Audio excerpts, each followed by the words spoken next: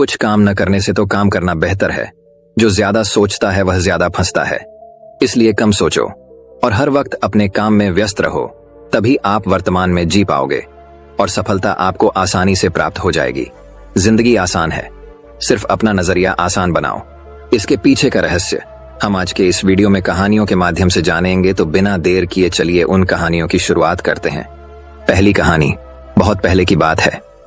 एक शिल्पकार मूर्ति बनाने के लिए जंगल में पत्थर ढूंढने गया।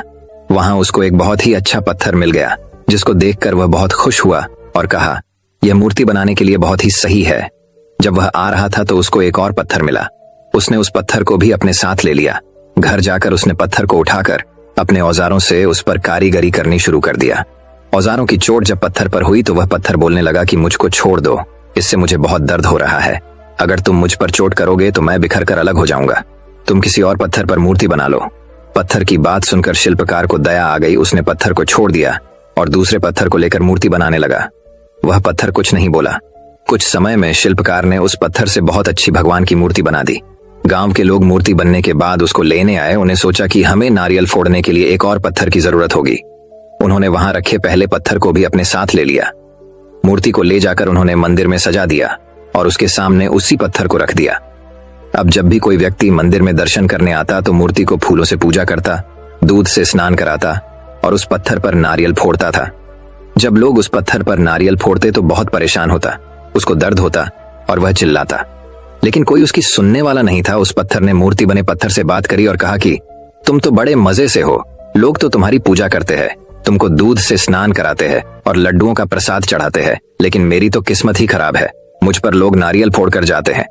इस पर मूर्ति बने पत्थर ने कहा कि जब शिल्पकार तुम पर कारीगरी कर रहा था, यदि तुम उस समय उसको नहीं रोकते तो आज मेरी जगह तुम होते, लेकिन तुमने आसान रास्ता चुना, इसलिए अभी तुम दुख उठा रहे हो। उस पत्थर को मूर्ति बने पत्थर की बात समझ आ गई थी। उसने कहा कि अब से मैं भी कोई शिकायत नहीं करूंगा। इसके बाद लोग आकर उस पर नारियल फोड़ते। नारियल टूटने से उस पर भी नारियल का पानी गिरता और अब लोग मूर्ति को प्रसाद का भोग लगाकर उस पत्थर पर रखने लगे। सीख, हमें कभी भी कठिन परिस्थितियों से घबराना नहीं चाहिए। तो दोस्तों, अब चलिए हमारे दूसरे कहानी की शुरुआत करते हैं। क्या दूसरी कहानी पंचतंत्र की कहानी, जादुई पतीला। सालों पहले पीतल नगर में किशन नाम का एक किसान रहता था। वह गांव के एक जमींदार के खेत पर काम करके किसी तरह अपना घर चला रहा था। पहले किशन के भी खेत थे, लेकिन उसके पिता के बीमार होने के कारण उसे अपने सारे खेत बेचने पड़े। मजदूरी में मिलने वाले पैसों से पिता का इलाज कराना और घर का खर्च चलाना मुश्किल हो रहा था। वो हर दिन सोचता कि कैसे घर की स्थिति को बेहतर किया जाए। आज भी इसी सोच के साथ किशन सुबह सुबह जमींदार के खेत पर काम करने के लिए निकला। खुदाई करते समय उसकी कुदाल किसी धातु से टकराई और तेज आवाज हुई। किशन के मन में हुआ कि आखिर ऐसा क्या है यहाँ। उसने तुरंत उस हिस्से को खोदा तो वहां से एक बड़ा सा पतीला निकला। पतीला देखकर किशन दुखी हो गया। वो हर दिन सोचता कि कैसे घर की स्थिति को बेहतर किया जाए। आज भी इसी सोच के साथ किशन सुबह सुबह जमींदार के खेत पर काम करने के लिए निकला। खुदाई करते समय उसकी कुदाल किसी धातु से टकराई और तेज आवाज हुई। किशन के मन में हुआ कि आखिर ऐसा क्या है यहाँ। उसने तुरंत उस हिस्से को खोदा तो वहां से एक बड़ा सा पतीला निकला। पतीला देखकर किशन दुखी हो गया। किशन के मन में हुआ कि ये जेवरात होते तो मेरे घर की हालत थोड़ी सुधर जाती। फिर किशन ने सोचा कि चलो अब खाना ही खा लेता हूँ। किशन ने खाना खाने के लिए अपने हाथ की कुदाल उस पतीले में फेंक दी और हाथ मुंह धोकर खाना खाने लगा। खाना खत्म करने के बाद किशन अपनी कुदाल उठाने के लिए उस पतीले के पास पहुंचा। वहां पहुंचते ही किशन हैरान हो गया। उस पतीले के अंदर एक नहीं बल्कि बहुत सारे कुदाल थे। उसे कुछ समझ नहीं आया। तभी उसने अपने पास रखी एक टोकरी को भी उस पतीले में फेंक दिया। वो एक टोकरी भी पतीले के अंदर जाते ही बहुत सारी हो गईं। ये सब देखकर किशन खुश हो गया और उस जादुई पतीले को अपने साथ घर लेकर चला आया। वो हर दिन उस बर्तन में अपने कुछ औजार डालता और जब वो ज्यादा हो जाते तब उन्हें बाजार जाकर बेच आता। ऐसा करते करते किशन के घर की हालत सुधरने लगी। उसने इस तरह से बहुत पैसा कमाया और अपने पिता का इलाज भी करवा लिया। एक दिन किशन ने कुछ गहने खरीदे और उन्हें भी पतीले में डाल दिया। वो गहने भी बहुत सारे बन गए। इस तरह धीरे धीरे किशन अमीर होने लगा और उसने जमींदार के यहाँ मजदूरी करना भी छोड़ दिया। किशन को अमीर होते देख जमींदार मोहन को किशन पर शक हुआ। वो सीधे किशन के घर पहुंचा। वहां जाकर उसे जादुई पतीले के बारे में पता चला। उसने किशन से पूछा, तुमने ये पतीला कब और किसके घर से चुराया? डरी हुई आवाज में किशन बोला, साहब, ये पतीला मुझे खेत में खुदाई के समय मिला था। मैंने किसी के घर चोरी नहीं की है। खेत में खुदाई की बात सुनते ही जमींदार ने कहा, यह पतीला जब मेरे खेत से मिला तो ये मेरा हुआ। किशन ने जादुई पतीला ना लेकर जाने की बहुत मिन्नतें की, लेकिन जमींदार मोहन ने उसकी एक नहीं सुनी। वो जबरदस्ती अपने साथ वो जादुई पतीला लेकर चला गया। जमींदार ने भी किशन की ही तरह उसमें सामान डालकर उन्हें बढ़ाना शुरू किया। एक दिन जमींदार ने अपने घर में मौजूद सारे गहने एक एक करके उस पतीले में डाल दिए और रातों रात बहुत अमीर हो गया। एकदम से जमींदार के अमीर होने की खबर पीतल नगर के राजा तक पहुंच गई। पता लगाने पर राजा को भी जादुई पतीले की जानकारी मिली। फिर क्या था, राजा ने तुरंत अपने लोगों को भेजकर जमींदार के यहां से वो पतीला राजमहल मंगवा लिया। राजमहल में उस जादुई पतीले के पहुंचते ही राजा ने अपने आसपास मौजूद सामान को उसमें डालना शुरू किया। सामान को बढ़ता देखकर राजा दंग रह गया। होते होते आखिर में राजा खुद उस पतीले के अंदर चला गया। देखते ही देखते उस पतीले से बहुत सारे राजा निकल आए। पतीले से निकला हर राजा बोलता, मैं पीतल नगर का असली राजा हूं, तुम्हें तो इस जादुई पतीले ने बनाया है। ऐसा होते होते सारे राजा आपस में लड़ने लगे और लड़कर मर गए। लड़ाई के दौरान वो जादुई पतीला भी टूट गया। जादुई पतीले के कारण राजमहल में हुई इस भयानक लड़ाई के बारे में नगर में सबको पता चल गया। इस बात की जानकारी मिलते ही मजदूर किशन और जमींदार मोहन ने सोचा, अच्छा हुआ कि हमने उस जादुई पतीले का इस्तेमाल सही से किया। उस राजा ने अपनी मूर्खता के कारण अपनी जान ही खो दी। कहानी से सीख, जादुई पतीले की कहानी से दो सीख मिलती है। पहली की मूर्खता का अंत बुरा ही होता है। दूसरी यह कि हर सामान का इस्तेमाल संभल कर करना चाहिए। अति इस्तेमाल हानिकारक हो सकता है। तो दोस्तों, अब चलिए हमारे तीसरी कहानी की शुरुआत करते हैं। तीसरी कहानी, खूनी झील। एक बार की बात है, एक जंगल में एक झील थी जो खूनी झील के नाम से प्रसिद्ध थी। शाम के बाद कोई भी उस झील में पानी पीने के लिए जाता तो वापस नहीं आता था। एक दिन चुन्नू हिरण उस जंगल में रहने के लिए आया। उसकी मुलाकात जंगल में जग्गू बंदर से हुई। जग्गू बंदर ने चुन्नू हिरण को जंगल के बारे में सब बताया, लेकिन उस झील के बारे में बताना भूल गया। जग्गू बंदर ने दूसरे दिन चुन्नू हिरण को जंगल के सभी जानवरों से मिलाया। जंगल में चुन्नू हिरण का सबसे अच्छा दोस्त एक चीकू खरगोश बन गया। चुन्नू हिरण को जब ही प्यास लगती थी तो वह उस झील में पानी पीने जाता था। वह शाम को भी उसमें पानी पीने जाता था। एक शाम को वह उस झील में पानी पीने गया तो उसने उसमें बड़ी तेजी से अपनी ओर आता हुआ एक मगरमच्छ देख लिया, जिसे देखकर वह बड़ी तेजी से जंगल की तरफ भागने लगा। रास्ते में उसको जग्गू बंदर मिल गया। जग्गू ने चुन्नू हिरण से इतनी तेज भागने का कारण पूछा। चुन्नू हिरण ने उसको सारी बात बताई। जग्गू बंदर ने कहा कि मैं तुमको बताना भूल गया था कि वह एक खूनी झील है जिसमें जो भी शाम के बाद जाता है वह वापस नहीं आता। लेकिन उस झील में मगरमच्छ क्या कर रहा है उसे तो हमने कभी नहीं देखा। इसका मतलब वह मगरमच्छ ही सभी जानवरों को खाता है जो भी शाम के बाद उस झील में पानी पीने जाता है। अगले दिन जग्गू बंदर जंगल के सभी जानवरों को ले जाकर उस झील में गया। मगरमच्छ सभी जानवरों को आता देखकर छुप गया, लेकिन मगरमच्छ की पीठ अभी भी पानी से ऊपर दिखाई दे रही थी। सभी जानवरों ने कहा कि यह पानी के बाहर जो चीज दिखाई दे रही है वह मगरमच्छ है। यह सुनकर मगरमच्छ कुछ नहीं बोला। चीकू खरगोश ने दिमाग लगाया और बोला, नहीं ये तो पत्थर है, लेकिन हम तभी मानेंगे जब यह खुद बताएगा। यह सुनकर मगरमच्छ बोला कि मैं एक पत्थर हूं। इससे सभी जानवरों को पता लग गया कि यह एक मगरमच्छ है। चीकू खरगोश ने मगरमच्छ को कहा कि तुम इतना भी नहीं जानते कि पत्थर बोला नहीं करते। इसके बाद सभी जानवरों ने मिलकर उस मगरमच्छ को उस झील से भगा दिया और खुशी खुशी रहने लगे। सीख, इस कहानी से हमें यह सीख मिलती है कि यदि हम किसी भी मुसीबत का सामना बिना घबराए मिलकर करते हैं तो उससे छुटकारा पा सकते हैं। तो दोस्तों, अब चलिए हमारे चौथी कहानी की शुरुआत करते हैं। चौथी कहानी, एक गांव में बबलू नाम का लड़का था। वह अपनी माँ, पिताजी और एक छोटी बहन के साथ रहता था। बबलू के पिताजी एक स्कूल में टीचर थे, पर उनकी आमदनी ज्यादा ना होने के कारण वह स्कूल से घर आने के बाद शाम को बच्चों को ट्यूशन भी दिया करते थे। एक दिन बल्लू के पिताजी की तबीयत खराब हुई और उनका देहांत हो गया। घर की सारी जिम्मेदारी अचानक बबलू पर आ गई। उसकी 10वीं की पढ़ाई अभी खत्म ही हुई थी। बबलू मन ही मन घबरा रहा था। फिर उसने सोचा कि अगर मैं ही घबरा जाऊंगा तो मेरी माँ और मेरी बहन का क्या होगा। पिताजी के देहांत के 1 सप्ताह बाद ही बबलू अपनी माँ को बोला कि वह कल शहर जाएगा। बबलू की बात सुन माँ परेशान हो गई और बोली, अभी तेरे पिताजी हमें छोड़कर चले गए, अब तू भी शहर जाने की बात कर रहा है। मैं क्या बोलूं? तुम्हें कुछ समझ नहीं आ रहा है। बबलू माँ को समझाता है कि माँ, यहाँ गांव में रहकर हम लोगों का गुजारा कैसे होगा?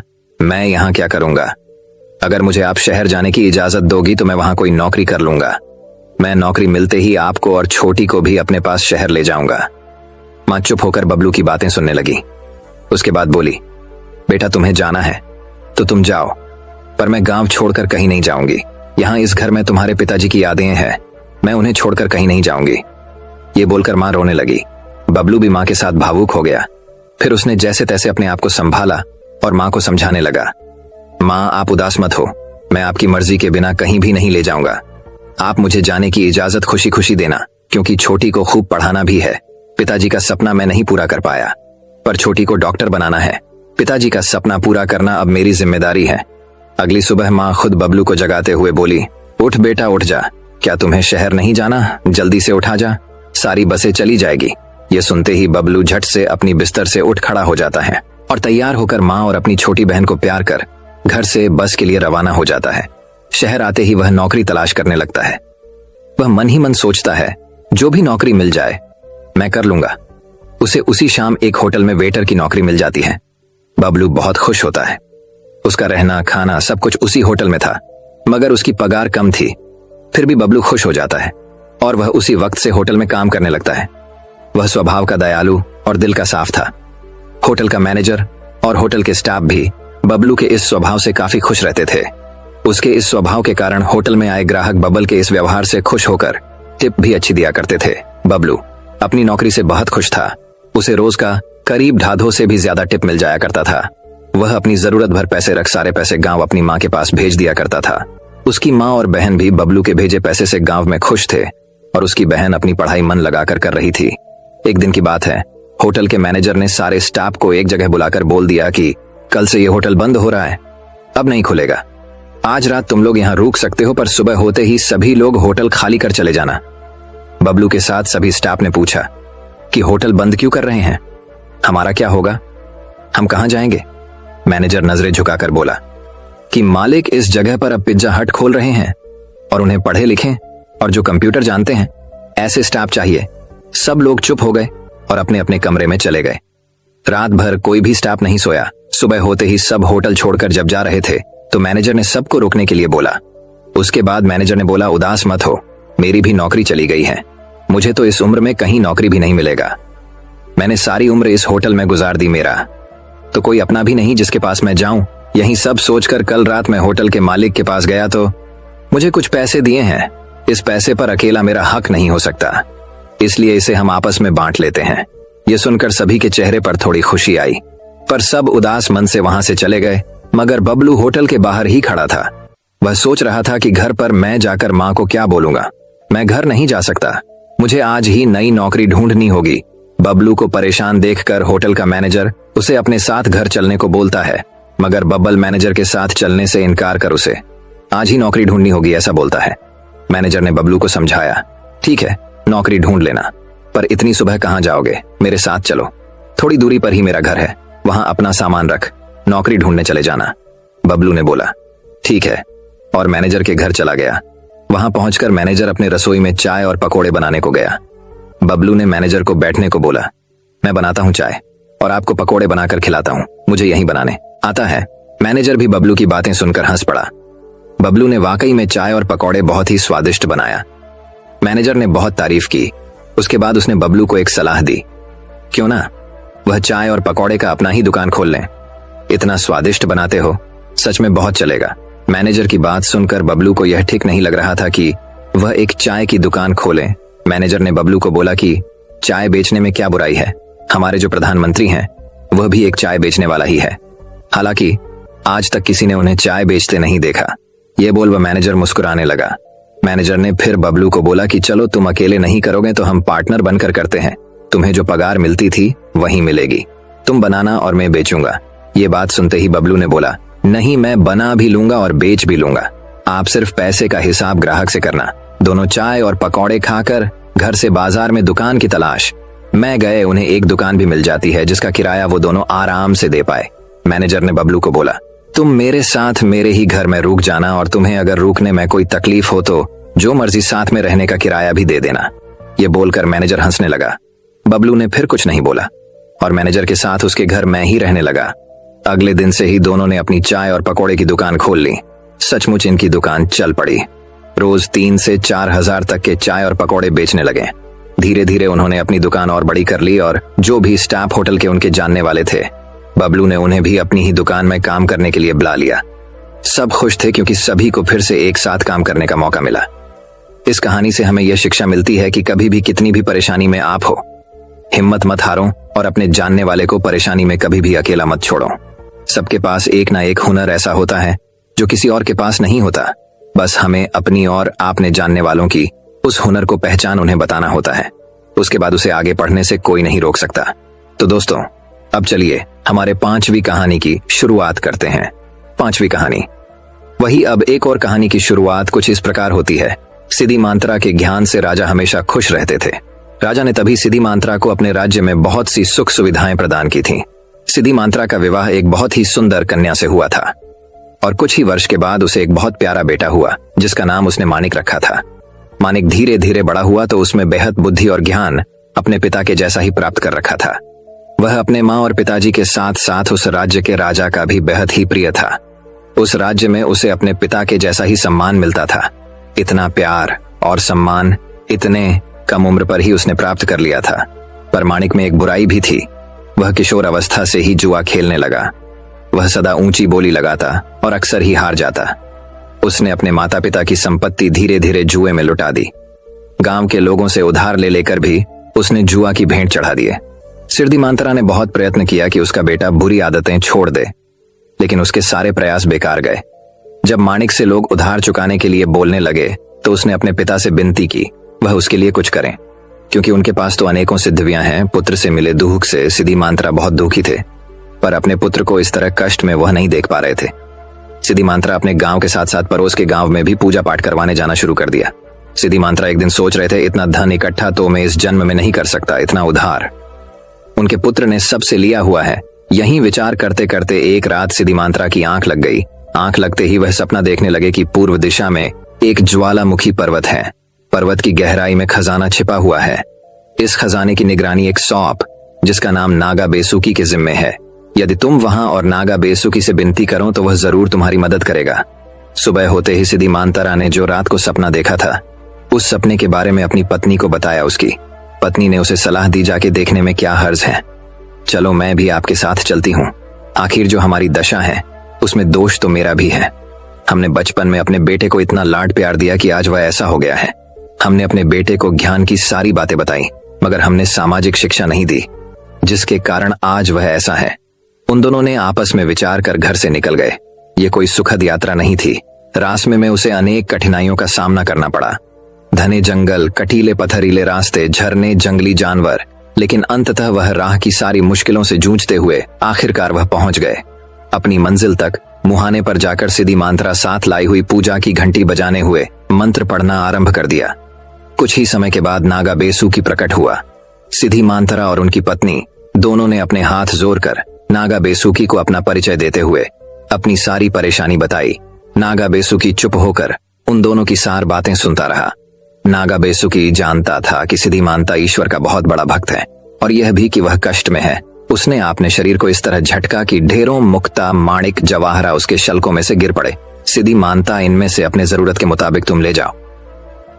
इतना कहकर नागा बेसुकी वहां से चला गया। सिद्धि मांत्रा और उसकी पत्नी ने अपने जरूरत के मुताबिक धन समेट लिए और बेसुकी को धन्यवाद दिया। आंधी रात हो गई। माणिक अपने माता पिता के लिए बहुत चिंतित था, क्योंकि माणिक को माता पिता घर से जाते वक्त बस इतना ही बोले थे कि वह घर वापस तभी आएंगे जब वह मुझे कर्ज की पीड़ा से मुक्त करा पाएंगे। माणिक पूरे घर में अपनी आंखों में पछतावा के आंसू ले इधर उधर घूम रहा था। वह सोच रहा था कि आखिर वह दोनों गए कहां होंगे।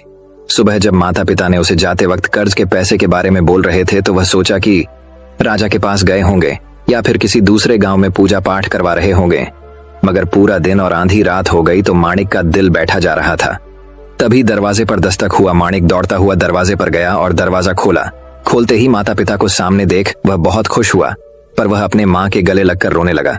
माता पिता या माणिक को रोता देख घबरा गए। माणिक थोड़ा शांत हुआ और उनसे पूछने लगा कि वह दोनों कहाँ थे। अब तक उन दोनों ने उस वक्त कुछ नहीं बोला और माणिक को किसी और बातों में उलझा दिया। सुबह होते ही सबसे पहले उन दोनों ने उस धन से माणिक का पूरा कर्ज चुका दिया। माणिक ने माँ पिताजी से उस धन के बारे में काफी पूछा, पर उन दोनों ने उस धन की प्राप्ति के बारे में कुछ भी नहीं बताया। माणिक अपने माता पिता से अपनी गलती की क्षमा मांगा और अपनी गलती को दोबारा कभी नहीं दोहराएगा। वचन भी दिया। अब वह अपने पिता की जगह राजा के दरबार में पूजा पाठ करवाने लगा। इस कहानी से हमें यह शिक्षा मिलती है, अगर किसी से कोई गलती हो जाती है तो उसे सुधरने का एक मौका देना चाहिए और अपनी गलती कभी नहीं दोहराना एक सच्चे और अच्छे इंसान की पहचान होती है। तो दोस्तों, अब चलिए हमारे छठी कहानी की शुरुआत करते हैं। छठी कहानी दोस्तों बात बहुत समय पहले की है, बहुत समय पहले की बात है। एक नगर में हरिदत्त नाम का ब्राह्मण रहता था। उसके पास खेत थे, लेकिन उनमें ज्यादा पैदावार नहीं होती थी। एक दिन हरिदत्त अपने खेत में एक पेड़ के नीचे सोया हुआ था। जैसे ही हरिदत्त की आंख खुली, उसने देखा कि एक सांप अपना फन फैलाए बैठा हुआ है। ब्राह्मण को एहसास हुआ कि यह कोई साधारण सांप नहीं है, बल्कि कोई देवता है। ब्राह्मण ने निर्णय लिया कि वह आज से इस देवता की पूजा करेगा। हरिदत्त उठा और कहीं से जाकर दूध ले आया। उसने मिट्टी के बर्तन में सांप को दूध पिलाया। दूध पिलाते समय हरिदत्त ने सांप से क्षमा मांगते हुए कहा कि हे देव, मैं आज तक आपको साधारण सांप समझता रहा, मुझे माफ कर दीजिए। अपनी कृपा दृष्टि से मुझे बहुत सारा धन धान्य प्रदान करें प्रभु। ऐसा कहकर हरिदत्त अपने घर वापस आ गया। अगले दिन जब वह अपने खेत पहुंचा तो उसने देखा कि जिस बर्तन में उसने कल सांप को दूध पिलाया था, उसमें एक सोने का सिक्का पड़ा हुआ है। हरिदत्त ने वो सिक्का उठा लिया। अब हरिदत्त रोज सांप की पूजा करने लगा और सांप रोज उसे एक सोने का सिक्का देने लगा। कुछ दिन बाद हरिदत्त को दूर किसी देश जाना पड़ा, तो उसने अपने बेटे से कहा कि तुम खेत में जाकर सांप देवता को दूध पिला आना। अपने पिता की आज्ञा से हरिदत्त का बेटा खेत में गया और सांप के बर्तन में दूध रखाया। अगली सुबह जब वह सांप को दूध पिलाने गया तो उसने देखा कि वहां सोने का सिक्का रखा हुआ है। हरिदत्त के बेटे ने वो सोने का सिक्का उठा लिया और मन ही मन सोचने लगा कि जरूर इस सांप के बिल में सोने का भंडार है। उसने सांप के बिल को खोदने का फैसला किया, लेकिन उसे सांप का बहुत डर था।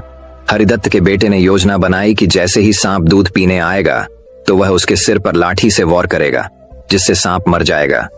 सांप के मरने के बाद मैं तसल्ली से बिल खोदूंगा और उसमें से सोना निकालकर अमीर आदमी बन जाऊंगा। लड़के ने अगले दिन ऐसा ही किया, लेकिन जैसे ही उसने सांप के सिर पर लाठी मारी तो वो मरा नहीं, बल्कि गुस्से से भर उठा। सांप ने क्रोध में लड़के के पैर में अपने विष भरे दांतों से काटा और लड़के की उसी समय मौत हो गई। हरिदत्त जब वापस लौटा तो उसे यह जानकर बहुत दुख हुआ। अब हरिदत्त कुछ कर भी नहीं सकता था, क्योंकि उसे पता था कि सांप के रूप में कोई देवता वहां वास करते हैं। इसलिए वह अब मायूस रहने लगा। दोस्तों, यह कहानी हमें यह शिक्षा प्रदान करती है कि जो ज्यादा लालच इंसान को नुकसान पहुंचाता है, इसीलिए कभी लालच नहीं करना चाहिए। हमारे पास जो भी हमें उसी में संतोष रहना चाहिए और हमेशा परिश्रम करते रहने चाहिए, क्योंकि हमारे परिश्रम ही हमें जीवन में जीत दिलाने का काम करते हैं। तो दोस्तों, अब चलिए हमारे 7वीं कहानी की शुरुआत करते हैं। 7वीं कहानी वही अब एक और कहानी शुरू होती है। एक गांव में युधिष्ठिर नाम का एक कुम्हार रहा करता था। दिन में वह मिट्टी के बर्तन बनाता था और जो भी पैसे मिलते थे उनसे शराब खरीद कर पी लेता। एक रात वह शराब के नशे में अपने घर लौट रहा था। वह इतना नशे में था कि ठीक से चल भी नहीं पा रहा था। अचानक उसका पैर लड़खड़ाया और वह जमीन पर गिर पड़ा। जमीन पर कांच के टुकड़े पड़े थे, जिनमें से एक टुकड़ा उसके माथे में घुस गया। उसके माथे से खून बहने लगा। इसके बाद कुम्हार किसी तरह उठा और अपने घर की ओर चल दिया। अगले दिन जब उसे होश आया तो वह वैद्य के पास गया और पट्टी करवा कर दवाई ली। वैद्य ने कहा, घाव गहरा होने के कारण इसे भरने में समय लगेगा।